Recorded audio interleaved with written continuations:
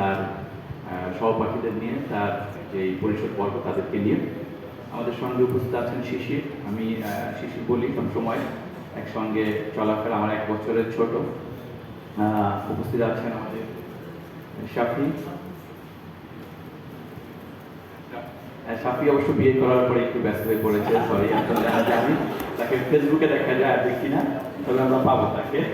আমাদের সঙ্গে আমাদের ছোট বোন উপস্থিত আছে, সেও বললো যে রক্ত দেয়নি, তবে দেওয়ার চেষ্টা মানে সংগ্রহ করে দেওয়ার চেষ্টা করে। সেই সঙ্গে আজকে যারা উপস্থিত, আমাদের প্রিয় নবীন প্রবীণ সবার আমাদের সম্মিলন। আমি শুধু বলতে চাই, আসলে প্রিয় কবি জালালউদ্দিন রুমির একটি অসাধারণ কবিতা, সেটিকে আসলে আমরা যদি বলতে এভাবে রূপান্তর করি যে আমরা যদি একটি ফুল বাগানের কথা বলি, আমরা ফুল বাগানে দেখি হরেক রকম ফুল ফোটে, এবং এই ফুলটি কিন্তু কখনোই অন্য কোনো ফুলের চিন্তায় থাকে না যে ওই ফুলটি কীভাবে সুবাস ছড়াবে, সৌরভ ছড়াবে।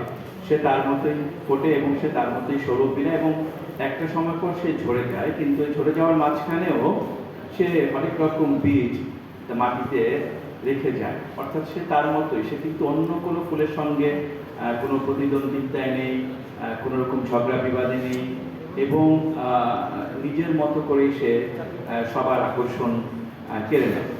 আমাদের সমাজের ভালো মানুষগুলো, বিশেষ করে আমি যদি একটু বাদনকে এখানে সম্পৃক্ত করি, আজকে যেখানে যেভাবে ক্রেস্ট তারা নিতে আসলো, তারা আসলে খুব বেশি ইচ্ছুক না। আমার কাছে মনে হয়েছে যে তাদের মতো আসছে, দিলে দেখ না দিলে দেখ না দেখ, কিন্তু আমি আমার কাজটি করে যাবো, এটি আমার কাছে মনে হয়েছে যে অসাধারণ লেগেছে। আমি বিশেষভাবে তাদের এই কাজের সম্মান দিই।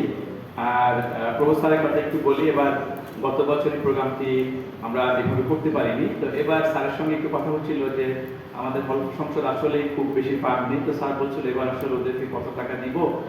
তো আমি আর কিছু বলি নাই, স্যার কেমন বলেছে আমি কিছু বলি নাই।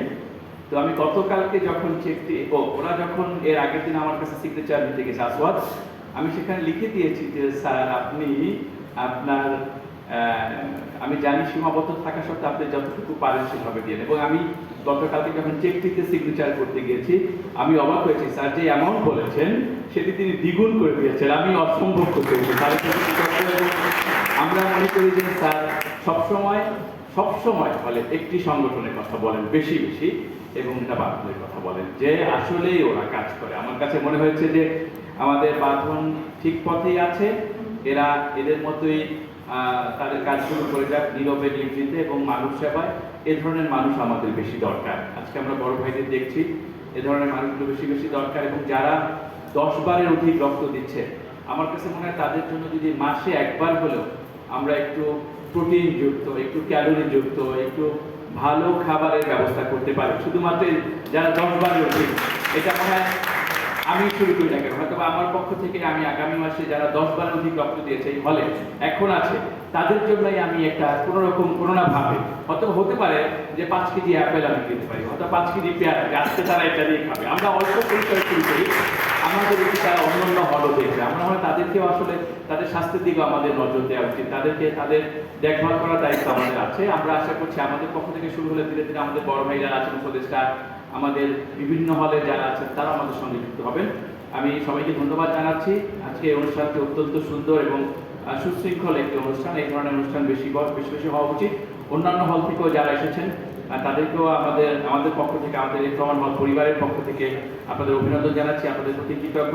আমরা সবাই একসঙ্গে আছি, থাকবো, এবং সবশেষে আমরা সর্বক্ষেত্রে বাঁধনের জয়টি দেখতে চাই। সবাইকে ধন্যবাদ।